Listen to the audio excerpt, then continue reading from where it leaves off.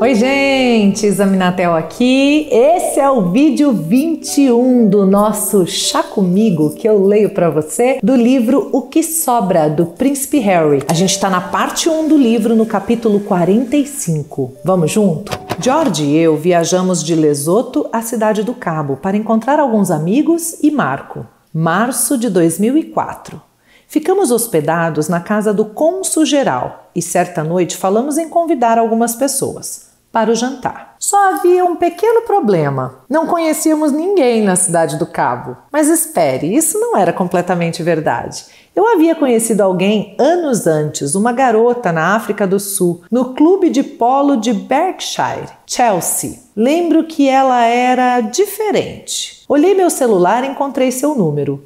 Liga para ela, disse Marco. Acha mesmo? Por que não? Para meu choque, o número funcionou. E ela atendeu. Gaguejando, lembrei-a de quem eu era, disse que estava na cidade, queria saber se não gostaria de aparecer. Ela pareceu insegura, parecia não acreditar que fosse eu. Atrapalhado, entreguei o telefone para Marco, que jurou ser realmente eu e que o convite era sincero. E que a ocasião seria muito discreta, nada com que se preocupar. Indolor, talvez até divertido. Ela perguntou se podia levar uma amiga e seu irmão. Claro, quanto mais melhor. Horas mais tarde, lá estava ela, passando pela porta. Descobri que minha memória não me tapeara. Ela era diferente. Foi a palavra que me veio à cabeça quando a conheci e que agora me vinha imediatamente e depois várias vezes durante o churrasco. Diferente. Ao contrário de tanta gente que eu conhecia, parecia totalmente despreocupada com as aparências, com o decoro, com a realeza. Ao contrário de tantas garotas que conheci, não estava visivelmente se candidatando a uma coroa no instante em que apertou minha mão. Parecia imune a essa doença comum chamada às vezes de Síndrome do Trono, que é similar ao efeito que atores e músicos exercem sobre as pessoas, exceto que no caso de músicos e atores a causa é o talento. Eu não tinha talento nenhum, conforme me disseram repetidas vezes, e assim qualquer reação à minha pessoa não tinha nada a ver comigo, devia-se à minha família, meu título, e consequentemente sempre me constrangia, porque eu não fizera nada por merecê-la. Sempre quis saber como seria a sensação de conhecer uma mulher que não arregalasse os olhos à menção de meu título, e sim quando eu lhe abrisse minha mente e meu coração. Com Chelsea, isso parecia uma possibilidade real. Mais do que desinteressada de meu título, ela parecia achar a questão enfadonha.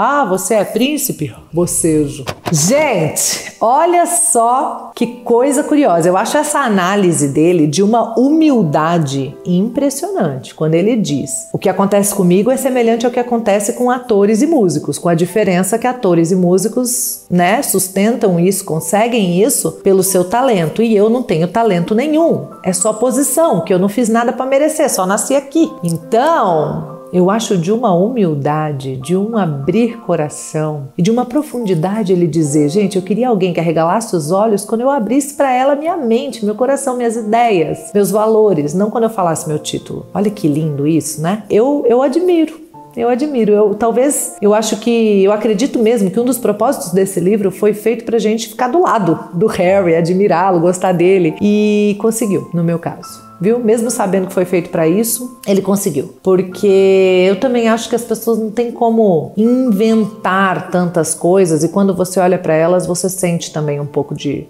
verdade, honestidade, enfim. Eu acho muito interessante essa parte. E você, hein? Sente o mesmo? Concorda comigo? Comenta aí. Não sabia nada da minha biografia, menos ainda da minha família. Vovó, Willy, papai, quem são esses? Melhor ainda, era sua extraordinária falta de curiosidade. Provavelmente não sabia nem sobre minha mãe. Devia ser nova demais para se lembrar dos trágicos eventos de agosto de 1997. Eu não tinha como saber se isso era verdade, claro, porque para crédito de Chelsea, nunca conversamos a respeito. Em vez disso, conversávamos sobre a principal coisa que tínhamos em comum, a África. Nascida e criada no Zimbábue, agora morando na cidade do Cabo, Chelsea amava a África de todo o coração. Seu pai era proprietário de uma fazenda de caça e seu mundo girava em torno desse eixo. Embora tivesse apreciado os anos passados em um internato britânico, Stowe, sempre voltava correndo para casa a cada feriado. Afirmei que a compreendia. Contei-lhe sobre as experiências na África que mudaram minha vida, minhas primeiras viagens formativas. Contei-lhe sobre a estranha aparição do leopardo. Ela balançou a cabeça, entendia. Genial! A África de fato proporciona momentos como esses, se a pessoa está preparada e se for digna deles. A certa altura da noite, lhe contei que em breve entraria para o exército. Não consegui avaliar sua reação. Nenhuma, talvez? Pelo menos não pareceu nenhum empecilho. Então contei que George, Marco e eu estávamos a caminho de Botsuana no dia seguinte. Iríamos nos encontrar com Adi e alguns outros, subir o rio.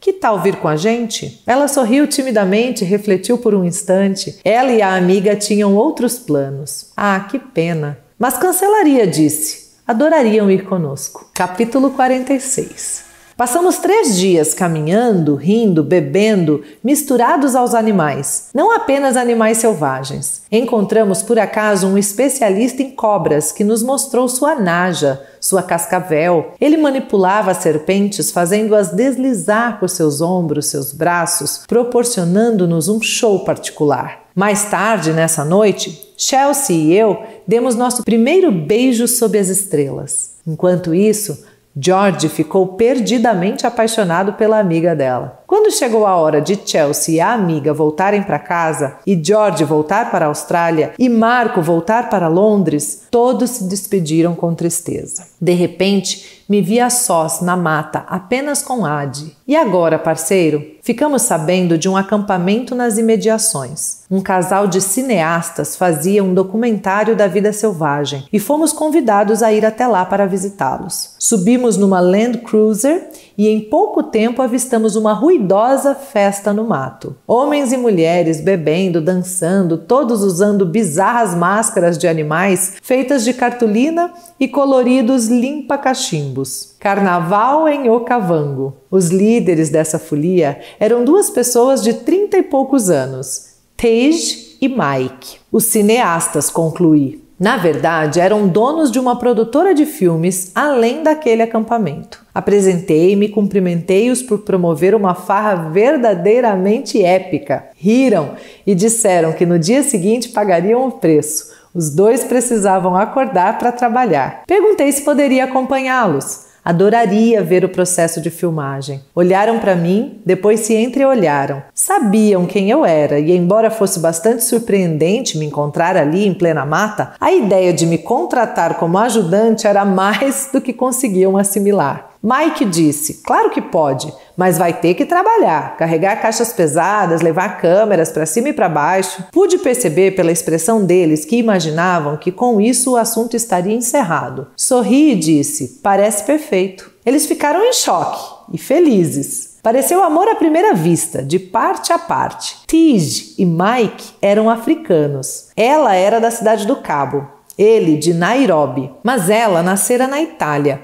Passara os primeiros anos em Milão e tinha especial orgulho de suas raízes milanesas. Fonte de sua espirituosidade, afirmou, que era o mais perto de contar vantagem que alguém poderia ouvir de Tej. Crescera falando italiano, embora não recordasse mais nada, afirmou com tristeza. Só que não. Todas as vezes em que passou por uma cirurgia, chocava todo mundo ao sair da anestesia falando italiano fluentemente. Que loucura, né? Isso para mostrar, né, gente, que tudo que a gente passa fica dentro de nós. Acho que essa cena, né, aqui, esse trechinho, nos mostra isso. Não há nada que passe por nós sem deixar suas marcas. Mike crescera em uma fazenda. Aprendera a cavalgar não muito depois de ter aprendido a andar. Acontecia de seu vizinho ser um cineasta pioneiro da vida selvagem. Sempre que Mike tinha um tempo livre, Corria até a casa ao lado e batia um papo com o homem. Bombardeava-o com perguntas. Mike descobrira sua verdadeira vocação. E o vizinho percebeu e incentivou isso. Tanto Tige como Mike eram talentosos, brilhantes e inteiramente devotados à vida selvagem. Eu queria passar o máximo de tempo possível com os dois, não só nessa viagem, como também de modo geral. O problema era, será que deixariam? Várias vezes surpreendi Tige olhando na minha direção, medindo-me com um sorriso curioso no rosto, como se eu fosse uma criatura selvagem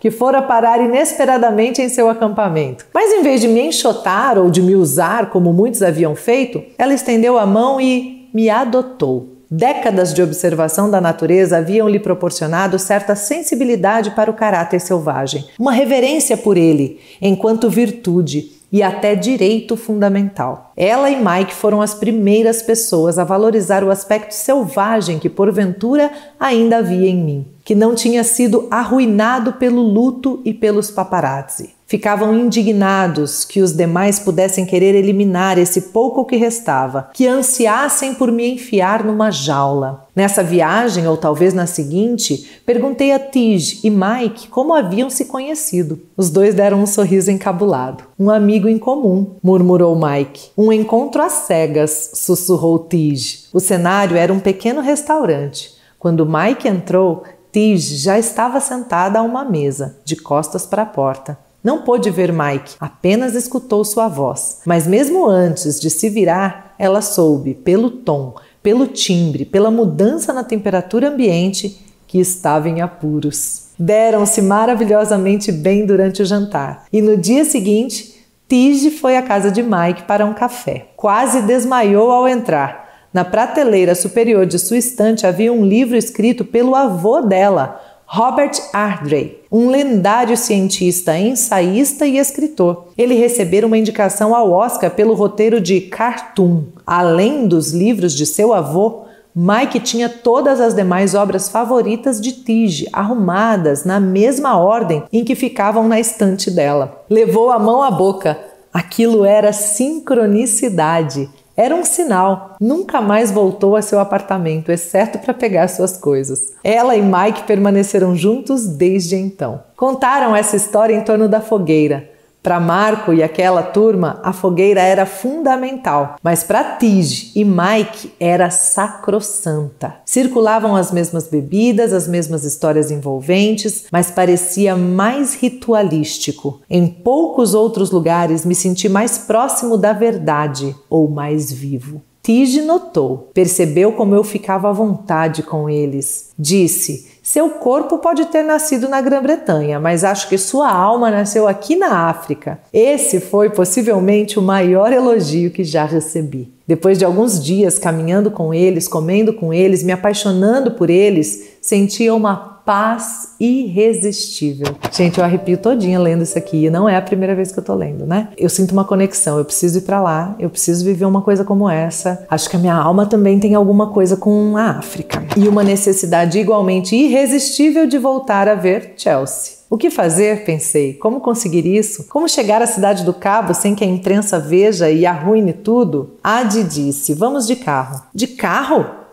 Sim, genial! Eram só 2 dias, afinal. Dirigimos direto, sem fazer uma única parada, tomando uísque e tirando energia de chocolates. Presta atenção. Apareci na porta de Chelsea descalço, amarfanhado, coroado com um gorro imundo, um enorme sorriso vincando meu rosto sujo. Ela levou um susto, depois riu. Então, abriu a porta um pouco mais. Olha, eu quero aproveitar esse fim desse capítulo para dizer o quanto o meio em que a gente vive impacta em quem a gente se torna. Vejam que esse Mike, né, o cineasta, ele tinha um vizinho cineasta e por isso se tornou cineasta e descobriu o caminho da sua vida. Então, é muito legal a gente perceber com quem a gente convive, com quem as nossas crianças convivem e se é isso que a gente deseja, se isso traz coisas boas para nós, se isso complementa quem a gente é e quer ser, quem as nossas crianças são e quem nós queremos que elas sejam. Eu já recusei alguma mudança que era interessante do ponto de vista da carreira profissional do marido, porque eu não achei que o ambiente em que a gente ia se colocar era favorável na fase que a gente estava com a nossa criança. Então, assim, vale pensar, vale refletir. Às vezes a gente se vê muito refém. Ai, mas eu não tenho como sair daqui. Ai, mas eu não tenho como mudar. Mas eu não tenho... Planeja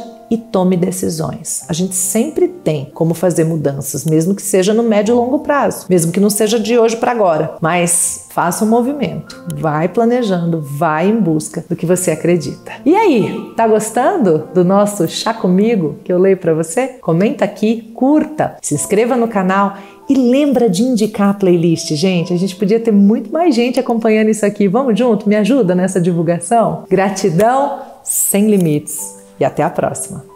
Tchau!